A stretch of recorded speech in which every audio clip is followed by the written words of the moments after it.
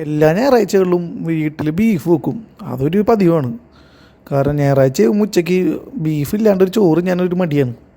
അതുകൊണ്ട് തന്നെ ഒരു ഞായറാഴ്ച ആയപ്പോൾ ബീഫ് അങ്ങനെ ഞങ്ങൾ കാലത്ത് തന്നെ ഇറക്കി.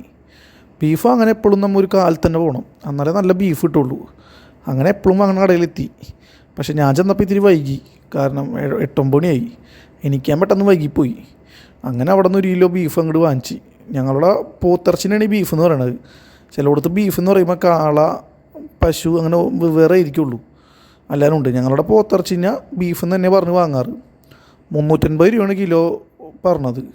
അങ്ങനെ ഒരു കിലോ ബീഫും വാങ്ങിച്ച് കുറച്ച് വെട്ടിക്കൂട്ടും വാങ്ങി അങ്ങനെ വീട്ടിലേക്ക് പോയി. ബീഫ് വരട്ടലാണ് ഇന്നത്തെ പ്രധാന പരിപാടി. കുരുമുളകിട്ട് ബീഫ് വരട്ടിയിട്ട് വേണം ഇന്ന് ഇതാക്കാൻ. അങ്ങനെ ചെന്ന് അവളോട് ബീഫ് കഴുകിയൊക്കെ തരാൻ പറഞ്ഞു. ആൾ കറി വെക്കില്ല എന്ന് പറഞ്ഞു. ഞാൻ പറഞ്ഞു വേണ്ട, ഞാൻ ചെയ്തോളാമെന്നും പറഞ്ഞിട്ട് കഴുകി തരാൻ പറഞ്ഞ് വൃത്തിയാക്കി. അങ്ങനെ ബാക്കിയുള്ള കാര്യങ്ങളൊക്കെ ചെയ്യാൻ വേണ്ടിയിട്ട് നന്നായി കഴിയിപ്പിച്ച്. ബീഫ് വാങ്ങിയാൽ 2-3 പ്രാവശ്യം കഴുകിയാൽ അതിൻ്റെ രക്തമൊക്കെ പോവുള്ളൂ. പിന്നെ പലയിടത്തും ബീഫ് എന്ന് പറഞ്ഞു കഴിഞ്ഞാൽ അതൊരു വികാരമാണ്. കാരണം ബീഫും പൊറോട്ടയൊക്കെ എന്ന് പറഞ്ഞു കഴിഞ്ഞാൽ നമ്മുടെ മലയാളികൾക്ക് അതൊരു വികാരമാണ്. അങ്ങനെ നന്നായി കഴുകിയ ബീഫ് അങ്ങനെ എടുത്ത് കുക്കറിൽ വിസിലടിക്കാൻ വേണ്ടി വെച്ച്. ഈ ബീഫ് കഴുകി നന്നായി എത്ര വൃത്തിയാക്കിയാലും എന്നിട്ട് ഒത്തിരി ഉപ്പൊക്കെ ഇട്ടിട്ട് വേണം കഴുകണ്ടാവുന്ന കഴുകണം, എന്നാലേ അതിൻ്റെ അണുക്കളൊക്കെ പോവുള്ളൂ. അങ്ങനെ അതിലേക്ക് കുറച്ച് ഇഞ്ചി വെളുത്തുള്ളിയുള്ള പേസ്റ്റ് ഇട്ട്, പിന്നെ കുരുമുളക്, മുളക് പൊടി, ഉപ്പ്, മഞ്ഞൾപ്പൊടി, മല്ലിപ്പൊടി, അങ്ങനെ നമ്മളെ എല്ലാ മസാലകളും ചേർത്ത് ഗരം മസാല ഒക്കെ ചേർത്ത് ഒന്ന് നന്നായി അതൊന്ന് ഇളക്കി നല്ലൊരു പരുവത്തിലാക്കി. എന്നിട്ട് വേണം നമ്മൾ കുക്കറിൽ ഗ്യാസുമ്മ വെക്കാൻ. ഒരു 4-5 വിസിൽ ശരിക്കും വേവണ വരെ വെക്കണം. 4-5 വിസിലെങ്കിലും വേണം ഇതൊന്ന് വെന്ത് കിട്ടാൻ. അതുകൊണ്ട് തന്നെ കുറച്ച് ടൈം നമ്മൾ അങ്ങനെ വെക്കണം. അങ്ങനെ ഇതൊക്കെ പുരട്ടി സാധനങ്ങളൊക്കെ പറ്റി നന്നായി ഒന്ന് ഇളക്കലായിരുന്നു അടുത്ത പരിപാടി. കാരണം ബീഫിലേക്ക് മസാല ഒക്കെ പിടിക്കണമെങ്കിൽ നന്നായി ഒന്ന് ഇളക്കി അതിൻ്റെ ആ ഒരു പരിവാവണം, ഒന്ന് കുഴയണ പരിവാവണം. എന്നാലേ നമുക്ക് ബീഫ് റോസ്റ്റിന് ശരിക്കും എടുക്കാൻ പറ്റുള്ളൂ. കടകൾ കിട്ടണ പോലെ ബീഫ് റോസ്റ്റ് ഉണ്ടാക്കാൻ ഇങ്ങനെ പറ്റുള്ളൂ. അങ്ങനെ ഇതൊക്കെ ഒന്ന് കുഴച്ച് ശരിക്കും നന്നായി മിക്സ് ചെയ്ത് അങ്ങനെ അടപ്പത്ത് വെച്ച്. കാരണം ബീഫ് റോസ്റ്റ് നന്നാവണമെങ്കിൽ ഈ മസാല കാര്യങ്ങളൊക്കെ പിടിച്ച് ഇതിൻ്റെ വെള്ളമൊക്കെ ഒന്ന് ഇറങ്ങണം, എന്നാലും ഇത് പെട്ടെന്ന് വരട്ടി നമുക്ക് കിട്ടുള്ളൂ. അങ്ങനെ ഇതൊക്കെ കഴിഞ്ഞ് നേരെ അടപ്പത്ത് വെച്ച് ഒന്ന് സെറ്റാക്കാൻ വേണ്ടി കുറച്ച് നേരം ഇരിക്കട്ടെ എന്ന് വിചാരിച്ച്. 3-4 വിസിൽ ഒഴിക്കണം എപ്പോഴും.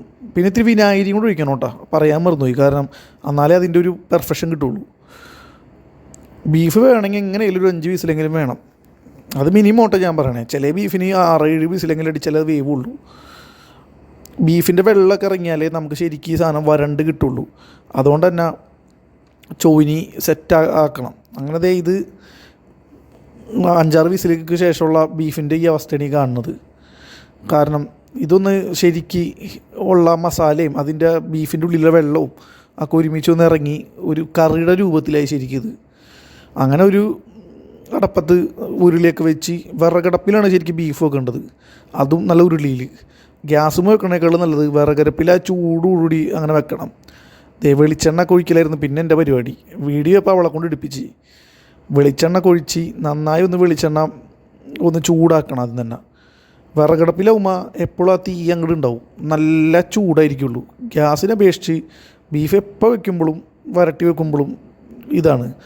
അങ്ങനെ കുറച്ച് തേങ്ങാക്കൊത്ത് അരിഞ്ഞത് ഇടണം ആദ്യം. കാരണം ബീഫ് വരട്ടുമ്പോൾ ഏറ്റവും പ്രാധാന്യമുള്ള തേങ്ങാക്കൊത്ത്. അതൊന്ന് നല്ലൊരു മൂക്കണ പരിവാവണം, എന്നാലേ അതിൻ്റെ ടേസ്റ്റ് കിട്ടുള്ളൂ. കളറൊന്ന് മാറണം, ഒരു ചുവന്ന കളറാക്കണം. അങ്ങനെ അതൊക്കെ ഒന്ന് വരട്ടി ഒന്നൊരു ചുവന്ന പോലെ ആവണവരെ നമ്മൊന്ന് നല്ല ചെറിയ ചൂടിൽ വെക്കണം. കരിയരുത്, ഈ തേങ്ങാക്കൊത്ത് പെട്ടെന്ന് കരിയും. അതുകൊണ്ട് തന്നെ ഒരു ചെറിയ ചൂടിൽ വെക്കാൻ പാടുള്ളൂ. അതൊന്ന് ഇളക്കിക്കൊണ്ടിരിക്കണം എപ്പോഴും, അല്ലെങ്കിൽ അത് അടിയിൽ പിടിക്കും. പിന്നെ നമ്മൾ വേണ്ട സാധനങ്ങൾ കുറച്ച് ആഡ് ചെയ്യണം. അത് കഴിഞ്ഞ് കുറച്ച് സവാള, അതും ഒരു 2 കപ്പ്. ഞാൻ 1 കിലോ ബീഫാണ് എടുത്തേക്കണത്. അതുകൊണ്ട് തന്നെ ഒരു 2 കപ്പ് സവാള, 2 സവാളയാണ് ഉദ്ദേശിച്ചേക്കണത്.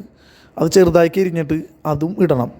അതും അതെ, അധികം ഇതാവണ്ട, ഫുള്ളായിട്ട് ബ്രൗൺ കളറാവണ്ട, ഒരു മീഡിയം ഫ്ലേവറിൽ ചെയ്താൽ മതി. അങ്ങനെ അതും ഒന്ന് നന്നായി ഇളക്കി കൊടുത്ത് ഒരു ബ്രൗൺ കളറാവണ വരെയും ഒന്ന് ഇളക്കണം. അപ്പോഴേ അതിൻ്റെ ടേസ്റ്റ്, സവാളയുമാണ് ടേസ്റ്റ് ഇരിക്കണം. സവാള കരിയരുത്, ഒരിക്കലും അടിയിൽ പിടിച്ച് കരിഞ്ഞ് കഴിഞ്ഞാൽ പിന്നെ അത് നമുക്ക് തിന്നാൻ കൊള്ളൂല. ഒരു നല്ല രീതിയിൽ തന്നെ അതൊന്ന് ഇളക്കി കൊടുത്ത് ഒന്ന് ബ്രൗൺ കളർ ആവണ വരെയും ഇളക്കണം. ബീഫിൻ്റെ ഏറ്റവും രുചിയിരിക്കുന്നത് അതിൻ്റെ ഗ്രേവിയിലും മസാലയിലുമാണ്. അത് ബീഫ് റോസ്റ്റ് ആകുമ്പോൾ അങ്ങനെ തന്നെയാണ്. അതുകൊണ്ട് തന്നെ നമ്മൾ ഇതൊക്കെ ചെയ്യുമ്പോൾ നോക്കണം. പിന്നെ കുറച്ച് ഉപ്പിട്ട സവാള വേഗം നമുക്ക് വാടിക്കിട്ടും. അതുകൊണ്ട് തന്നെയാണ് ഇത്. പിന്നെ എപ്പോഴും തീ കുറച്ച് വെക്കണം. പിന്നെ ഗ്യാസ് അടപ്പിനേക്കാൾ നല്ലത് നമ്മൾ വിറകടപ്പാകുമ്പോൾ തന്നെ എപ്പോഴും ഒരേ തീ ആയിരിക്കുള്ളൂ. പിന്നെ നമുക്ക് കൂട്ടാനും കുറയ്ക്കാനൊക്കെ നല്ല തീയിൽ വെക്കണമെങ്കിൽ നല്ല തീയിലും വെക്കാം. അങ്ങനെ പല ഉപകാരങ്ങളുണ്ട്. പിന്നെ ടേസ്റ്റ് കൂടുതൽ വിറകടപ്പിൽ വെക്കണതാണ്. അങ്ങനെ അതൊക്കെ കഴിഞ്ഞ് കുറച്ച് മസാലകൾ ഇടണം. മസാലകൾ ഇടണതാണ് അടുത്ത പരിപാടി. അതിന് മുന്നേ ആദ്യം നമ്മൾ ബീഫ് അടിച്ച് വെച്ചേക്കണ ബീഫ് അങ്ങോട്ട് ഇടണം. കാരണം എന്നിട്ടേ നമുക്ക് മസാല, അപ്പോൾ എത്രത്തോളം നമ്മൾ നേരത്തെ മസാല ചേർത്തുകൊണ്ട് തന്നെ എത്രത്തോളം മസാല ചേർക്കാൻ പറ്റുമെന്ന് അറിയണത്. ഇത് ഞാനിപ്പോൾ കുറച്ച് നേരം വെള്ളം എടുത്ത് മാറ്റിയിട്ടാണ് ഈ ബീഫ് ഇടുന്നത്. കാരണം നേരത്തെ ഒഴിച്ച ഗ്രേവിയിൽ വെള്ളം ഉണ്ടായി. അങ്ങനെ ബീഫ് ഇട്ട് ഇനി ബീഫിൻ്റെ ഈ വെള്ളം ബീഫും ശരിക്കും ഒന്ന് വരളണം. എന്നാലേ നമുക്ക് ഇത് എത്രത്തോളം ശരിക്കും പറ്റുമെന്ന് കാണാം. അപ്പോഴാണ് ഇതിൻ്റെ ഈ വെള്ളമൊക്കെ വലിഞ്ഞ് ശരിക്കും റോസ്റ്റ് ആവണത്. അങ്ങനെ ബീഫ് ഒന്നിട്ട് അതിലേക്ക് കുറച്ച് മസാലകളൊക്കെ ചേർക്കാനുണ്ട്. ആദ്യം നമ്മൾ നോക്കണം എന്തോരം മുളക് പൊടി, എരിവ് വേണ്ടവർക്ക് എരിവ് ഇടുക. പിന്നെ ഇഞ്ചിയും വെളുത്തുള്ളി പേസ്റ്റ് വേണ്ടവർക്ക് ഇഞ്ചിയും വെളുത്തുള്ളി ഇടുക. അങ്ങനെ ഒന്ന് അല്ലാനിട്ട് ഒന്ന് ശരിക്കും ഈ വെള്ളമൊക്കെ പോയി ഒന്ന് വരളണം. എന്നാലും ഇതിൻ്റെ ടേസ്റ്റ് കിട്ടുള്ളൂ.